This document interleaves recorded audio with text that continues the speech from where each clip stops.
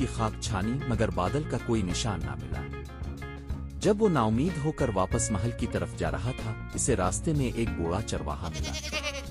بوڑھے چرواہے نے شہزادہ عارف کو بتایا کہ اس نے کچھ مشکوک افراد کو بادل کو لے جاتے ہوئے دیکھا تھا۔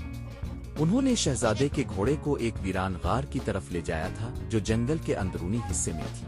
شہزادہ عارف نے چرواہے کا شکریہ ادا کیا اور فوراً اس غار کی طرف روانہ ہو گیا۔